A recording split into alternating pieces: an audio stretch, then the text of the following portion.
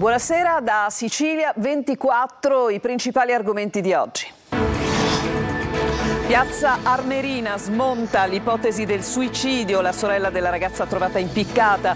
Per la donna non si è uccisa, le compagne, dice, la odiavano.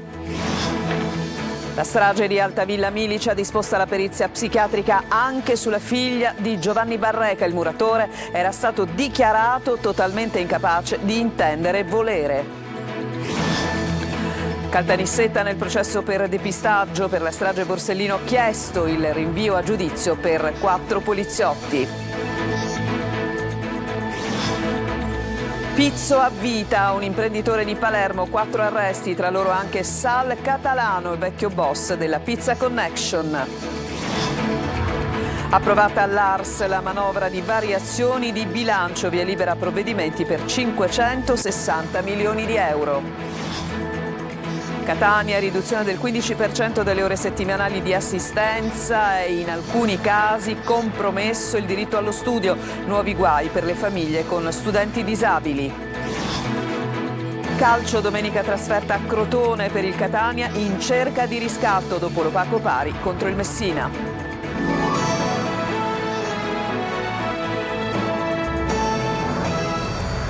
Bentrovati, arrivata in Sicilia dopo la tragedia. Parla la sorella della quindicenne trovata impiccata a Piazza Armerina. Mia sorella, ha dichiarato, non si è suicidata, era troppo intelligente per farlo. Intanto sul corpo sono stati eseguiti gli esami tossicologici. Orazio Longo. Mia sorella non si è ammazzata, era troppo intelligente, non si sarebbe mai fatta trovare in quel modo dai miei che amava. Smentisce la possibilità che la quindicenne trovata impiccata alla corda dell'Altalena, nel boschetto vicino casa a Piazza Armerina, in provincia di Enna, si sia tolta la vita. La giovane, che vive al nord e che è arrivata ieri in Sicilia dopo la tragica notizia, tra le lacrime nega che l'adolescente fosse depressa. Sul fatto la procura di Enna ha aperto un'indagine per istigazione al suicidio. Tra le ipotesi anche quella del suicidio come reazione disperata a un video intimo che la vedeva protagonista, che sarebbe stato diffuso o di cui sarebbe stata minacciata la diffusione, quindi un caso probabile di revenge porn. So di foto fatte a mia sorella e mandate, ma non di immagini fatte da lei. Non si vergognava dei miei e sapeva come affrontare le cose, non si è ammazzata, commenta. Era bravissima a scuola, aveva tutti 8, se fosse stata depressa il suo rendimento sarebbe calato, dice la donna. La ragazza ha ribadito che la quindicenne il giorno della sua morte aveva avuto una violenta lite a scuola con una coetanea, stava per dirne i motivi a mia madre, ha detto. Poi è arrivato mio padre e si è interrotta, aggiungendo le ragazzine la odiavano. Intanto sul corpo della ragazzina è stato effettuato l'esame tossicologico come disposto dalla procura di Enna. La strage di Altavilla Milice ha disposta la perizia psichiatrica anche sulla figlia di Giovanni Barreca. L'uomo, il muratore, lo ricordiamo, era stato dichiarato totalmente incapace di intendere e di volere durante la strage. Marco Gullà. Un nuovo passaggio procedurale nel processo sulla strage di Altavilla Milice, dopo il responso su Giovanni Barreca, il muratore che con la figlia minorenne e una coppia palermitana ha torturato e ucciso la moglie Antonella Salamone e i figli di 15 e 5 anni. Il GUP dei minori, Nicola Aiello, ha disposto la perizia psichiatrica anche sulla ragazza. La figlia di Barreca, minorenne all'epoca dei fatti, ha ammesso le proprie responsabilità, confessando di aver agito per liberare la madre e i fratellini da presenze demoniache.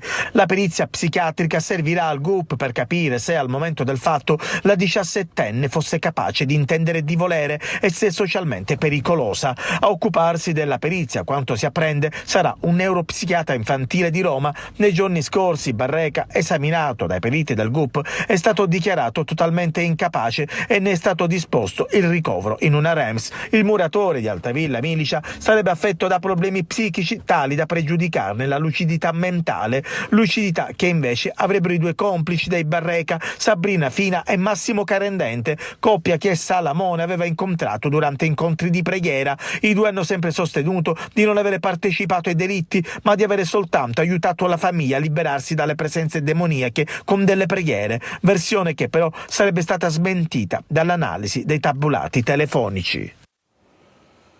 Adesso a Caltanissetta, dove è stato chiesto il rinvio a giudizio per 4 poliziotti. Lo ricordiamo, sono accusati del reato di depistaggio. Avrebbero, appunto, secondo l'accusa, testimoniato il falso nell'ambito del processo sul depistaggio delle indagini sulla strage di via D'Amelio. Rita Cinardi. Chiesto il rinvio a giudizio con l'accusa di depistaggio per 4 poliziotti che secondo la procura di Caltanissetta avrebbero testimoniato il falso durante le loro deposizioni nel processo sul depistaggio delle indagini sulla strage di via D'Amelio. Giuseppe Di Gangi, Vincenzo Maniscaldi, Angelo Tedesco e Maurizio Zerilli, tutti presenti oggi all'udienza preliminare dinanzi al GUP del Tribunale di Caltanissetta, David Salvucci, hanno chiesto di non essere ripresi dalle telecamere. Uno di loro, Vincenzo Maniscaldi, ha chiesto di essere interrogato nel corso dell'esame, ha ribadito più volte di non aver mai dichiarato il falso, nascosto nulla di quanto a sua conoscenza. Per il PM Maurizio Bonaccorso, invece, i 4 poliziotti, mentre venivano sentiti come testi nel processo a carico dei loro colleghi Mario Bo, Fabrizio Mattei e Michele Ribaudo, avrebbero mentito e lo avrebbero fatto in malafede. La procura di Caltanissetta ha parlato di false dichiarazioni e reticenze mascherate da non ricordo per coprire, sempre secondo l'accusa, punti oscuri dell'indagine sul falso pentito Vincenzo Scarantino. Dello stesso avviso l'avvocato dei figli di Paolo Borsellino, Fabio Trizzino, che associandosi alla richiesta del PM e rivolgendosi ai 4 imputati ha parlato di impostura. Per l'avvocato della famiglia del giudice ucciso, i 4 imputati nel rendere false dichiarazioni hanno umiliato prima di tutto i loro colleghi morti nella strage di via D'Amelio. La prossima udienza è prevista per il 13 novembre, quando la parola passerà alla difesa dei 4 poliziotti. E torna in carcere, nonostante l'età, 83 anni, il boss della Pizza Connection, l'inchiesta fra Italia e States, che negli anni 80 scoprì il sistema del traffico di droga. Dopo aver scontato la pena, Sal Catalano è tornato in Italia. Adesso, secondo i carabinieri, si dedicava alle estorsioni. Il servizio. A ben 83 anni continuava ad essere un boss e a governare estorsioni in provincia di Palermo. Sal Catalano, balzato agli onori delle cronache negli anni 80 per l'inchiesta Pizza Connection, torna ad essere arrestato nell'ambito di un'operazione dei carabinieri. Il suo nome riporta alla mente la grande inchiesta congiunta fra gli inquirenti italiani e quelli americani che portò a ricostruire i viaggi di quintali di droga spediti dalla mafia palermitana negli Stati Uniti attraverso una catena di ristoranti italiani. Catalano per quella vicenda ha scontato una condanna a 25 anni negli USA.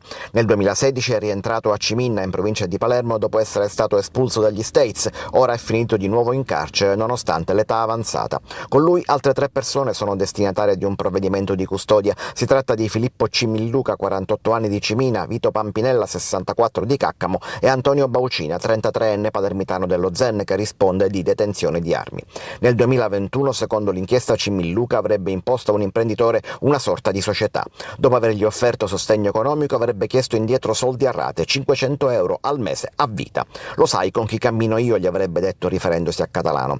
L'imprenditore avrebbe pagato fino al 2023, quando ritenne estinto il suo debito. Alla richiesta di una buona uscita da 30.000 euro pose un netto rifiuto e iniziarono le minacce. Gli arresti sono scattati un mese fa, quando il gruppo, ascoltato dagli inquirenti, tratta per l'acquisto di chili di polvere da sparo per far saltare la casa. Abbiamo supportato e portato alla denuncia l'imprenditore, raccontano adesso da Addio Pizzo. L'associazione rivendica il suo supporto soprattutto nei territori difficili dell'entroterra palermitano. Adesso cambiamo argomento, parliamo di una Sicilia che è in allerta gialla e che dopo un'ora di pioggia trasforma la città di Siracusa in un lago, acqua fin dentro i negozi, in una zona riqualificata da poco, e pioggia anche a scuole. I commercianti al nostro microfono dicono: siamo stanchi. Francesco Aloi. E già la settimana scorsa, quando c'è stata la prima ondata di acqua, abbiamo deciso di mettere delle barriere per cercare di contenere l'acqua, ma come abbiamo visto il risultato è stato molto scarso. Ma tutto questo non è servito. Un'ora di pioggia intensa ed ecco Siracusa. In una via Pitia riqualificata da poco, la strada diventa un fiume e l'acqua entra nei negozi. L'anno scorso i signori che hanno fatto la strada qui, la ditta, mi hanno assicurato: lei qui non avrà più problemi di acqua, perché la pendenza gliela stiamo dando noi. E invece? La pendenza ce l'ho io dentro con 3 dita d'acqua. Siamo molto arrabbiati, con questa è la seconda volta, abbiamo merce, abbiamo dei capi importanti, non possiamo rischiare di rovinare tutto. Siamo qui per lavorare, non per raccogliere acqua. Hanno messo queste barriere, ma per fare cosa? E così i commercianti sono costretti a rimboccarsi le maniche e prendere scope, stracci e secchi. È successa la fine del mondo, noi alzati da stanotte siamo dovuti venire a lavorare per che cosa? Per raccogliere acqua. Qua si parla di danno materiale, perché comunque noi subiamo danni all'interno della nostra attività, la merce, il mobilificio, ma anche danno economico, perché giustamente le persone non possono soffermarsi completamente e scendere dalle macchine. Strade allagate anche in altre zone della città. Questo è il riqualificato Largo Gilippo. Forse è meglio togliere una R, Lago Gilippo. A pochi passi il liceo Corbino, diventato un'isola in mezzo al mare. La pioggia è entrata dentro. Ma è Siracusa un'isola in mezzo al mare. Il Corbino purtroppo il secondo piano sovente capita che si allaga, ma non è un problema strutturale, è solamente di manutenzione dei pluviali. Manutenzione, questa sconosciuta, anche se a breve dovrebbero iniziare i lavori straordinari, ma sempre a breve potrebbe esserci una grande manifestazione degli studenti. Tutta la Sicilia è in allerta gialla, ma una pioggia non può allagare strade e scuole. Rabbia e paura a Stromboli, dove anche una pioggia moderata fa sprofondare l'isola nell'emergenza. Esasperati gli isolani. Dal rogo del 2022 che ha devastato l'isola, nessun intervento risolutivo da parte delle istituzioni, è quello che lamentano. Emanuela Corsi. Massi, detriti e fango che invadono strade, abitazioni e locali. Si presenta così Stromboli dopo il maltempo delle ultime ore. Non una bomba d'acqua, ma una pioggia moderata che però fa riaffiorare la paura tra gli isolani. È oramai dall'estate del 2022, dopo l'incendio che ha violentato l'isola, che si vive a Stromboli in un clima di terrore. Ogni volta che piove, non parlo di bombe d'acqua, ma di una semplice pioggia, detriti, fango, alberi, pietre rotolano a valle. Questo crea un clima di terrore e di ansia enorme negli strombolani e nella popolazione residente, che ogni volta devono rimboccarsi le mani e scendere in campo da soli, perché nessuno aiuto è arrivato in forma strutturale per spalare, organizzare, cercare di prevenire. È una situazione di grande ansia che ha dei riflessi enormi anche e drammatici sul turismo e su tutte le attività. La via Barnao è ridotta ad un ammasso di fango. In questa discesa un'enorme voragine impedisce il transito a mezzi e pedoni. Questa è la zona del porto, ricoperta ancora da fango e massi. Le istituzioni latitano sia a livello di commissario che di istituzioni, mentre ci sarebbe la necessità di un intervento immediato della protezione civile. Va anche ricordato che ancora stiamo aspettando gli interventi relativi al DIP e ai progetti mandati in appalto del 2022. Nell'isola, oltre al vulcano, esplode anche la rabbia dei residenti e dei turisti presenti per un'emergenza ormai senza fine. Dal 2022, quando il rogo divampato sul set della fiction Sempre al tuo fianco, ha devastato l'isola, distruggendo oltre 5 ettari di macchia mediterranea. Approvata dall'ARS la manovra correttiva dei conti della regione siciliana, che vale 560 milioni di euro. Decine gli interventi previsti che vanno dal sociale alla lotta alla siccità. Ma sentiamo Manlio Viola. Via libera alla manovra di variazione di bilancio all'ARS con 33 voti favorevoli, 19 contrari e 3 astenuti, e con il soccorso dei deputati di Sud Chiama Nord la maggioranza è riuscita a far passare provvedimenti per 560 milioni di euro dopo le tensioni di ieri e un maxi emendamento presentato oggi che ha modificato la spesa. La maggioranza era stata sconfitta in aula nel pomeriggio su un emendamento dell'assessore all'economia Dagnino, una vicenda definita come l'ennesimo incidente di percorso. Poi il via libera ad alcuni emendamenti 5 Stelle di Sud Chiama Nord e una trattativa col PD hanno permesso di sbloccare la situazione. La manovrina introduce un contributo ai siciliani a basso reddito pari a 5.000 euro una tantum, a chi ha un ISEE inferiore a 5.000 euro. Sul fronte del precariato c'è la stabilizzazione dei contrattisti delle camere di commercio, 5 milioni aggiuntivi destinati all'assistenza ai disabili. Aumentano gli stanziamenti per i comuni, che vedranno pagati entro l'anno anche il 60% dei contributi per i contrattisti precari. Ci sono poi 65 milioni per il contrasto alla siccità, interventi per i trasporti con le isole minori e decine di altri interventi. Adesso c'è una pausa, torniamo tra poco per andare a Catania. Nuovi guai aspettano le famiglie dei bimbi disabili. Vi spiegheremo perché tra poco.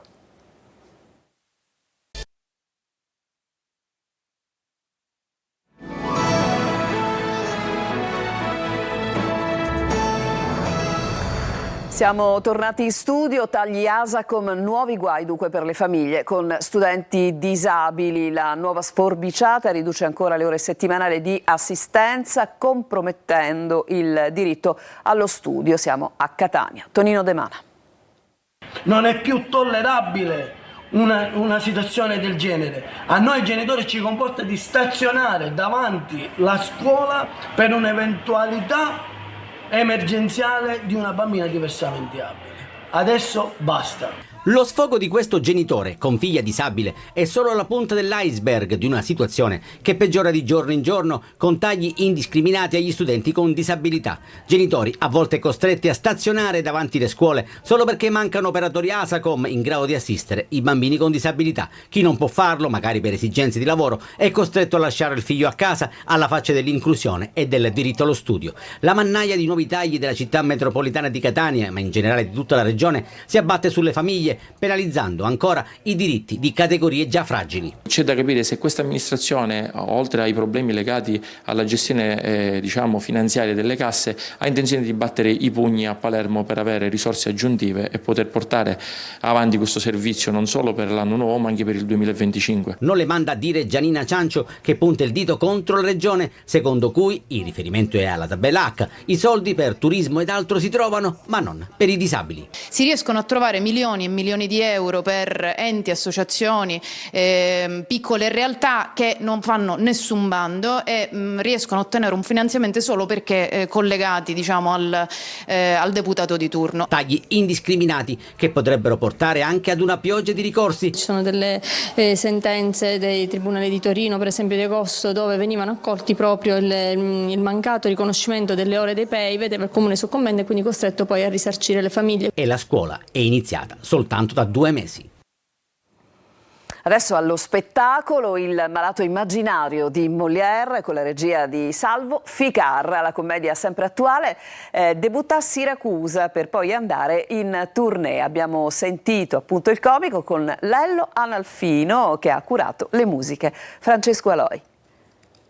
Medicina, ipocondria e bugie. In una parola, Il malato immaginario. È la commedia di Molière che Salvo Ficarra sta portando in scena, con il debutto al Teatro Massimo di Siracusa. Lui firma la regia. Quando mi è stata proposta questa regia, mi è piaciuta l'idea di scegliere questo testo, che ha come protagonista Angelo Tosto ed una compagnia straordinaria di attori. Tutto ruota attorno ad Argante, un uomo ricco e soprattutto credulone. Pensa di essere sempre malato e per questo si circonda di medici e farmacisti che ne approfittano.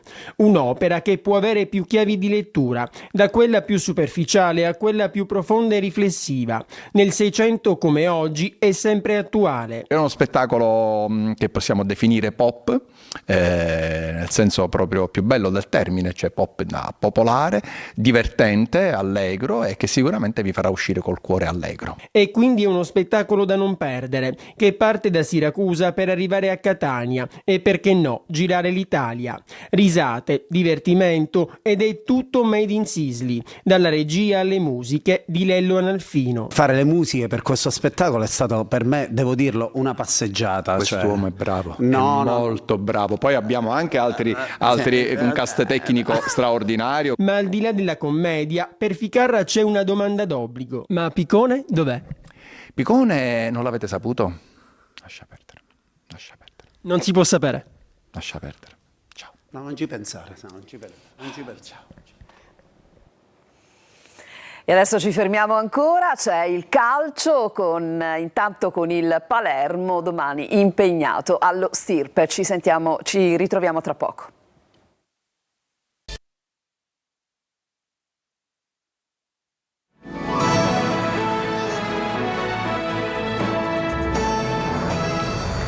Siamo al calcio, vigilia di gara per il Palermo che domani allo Stirpe cerca punti per rilanciarsi. Dionisi dovrebbe tornare a puntare su Brunori in avanti, il servizio di Marco Gullà.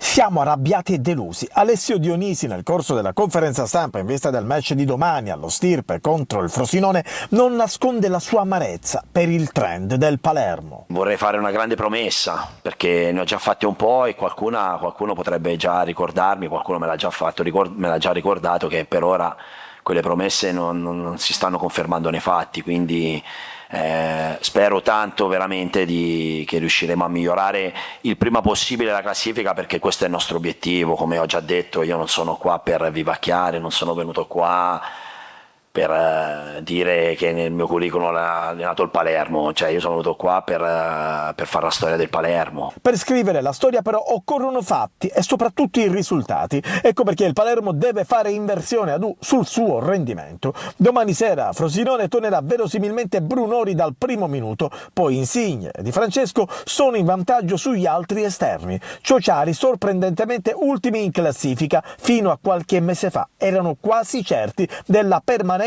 in Serie A. Quanto è strano e crudele il calcio. Catania, atteso da un ciclo di partite impegnative nel mese di novembre. Si comincia domenica a Crotone e la partita, lo ricordiamo, sarà trasmessa in diretta e in chiaro da Telecolor. Francesco Triolo. Di che pasta è fatto il Catania si vedrà nelle prossime partite in un mese di novembre che sulla carta è il più insidioso. Crotone, domenica, poi Trapani ed Avellino, partite da tripla al Totocalcio. Per il momento delle avversarie e anche dei rossazzurri. È un ciclo impegnativo a cominciare dalla partita dello Scida, anche se Toscano stavolta avrà a disposizione una settimana intera per lavorare con la squadra, studiare l'avversario, verificare le condizioni dei suoi giocatori. Il tecnico intanto recupera Quaini e Guglielmotti, assenti contro il Messina per squalifica, e proprio il rientro di quelli che Toscano reputa tra gli uomini chiave della sua squadra è un motivo per sorridere. A centrocampo, dove si registra sempre la prolungata assenza di Sturaro e di Tacchio, potrebbe avere più minuti De Rose e questa è un'altra buona notizia. Ma Toscano ha una spina in questo momento ed è quella rappresentata dall'attacco. I rossazzurri hanno segnato appena 15 gol, appena, perché per la potenzialità e per le ambizioni la squadra teneva un bottino considerato inferiore alle attese. Inglese è l'unica bocca da fuoco del Catania che sta mantenendo un certo standard. Poi D'Andrea, Stop e Montalto sono indietro rispetto a quanto ci si attendeva all'inizio del campionato, e quell'occasione di Montalto nel finale contro il Messina grida ancora vendetta. Arriverà a Crotone, lo vedremo insieme nel vero senso della parola, considerato che dopo il derby di domenica scorsa Telecolor trasmetterà in diretta, in chiaro, la partita dei rossazzurri in trasferta contro il Crotone, in programma domenica alle 19:30 allo stadio Ezio Scida, con una versione extra large di diretta stadio, 4 ore di trasmissione a partire dalle 18:30 con la presentazione dell'incontro, le voci dei protagonisti, il racconto live del match ed un ricco post gara con le interviste in anteprima da allenatori e giocatori. Con questo servizio si chiude questa edizione di Sicilia 24. A tutti voi grazie per averci seguito, buona serata.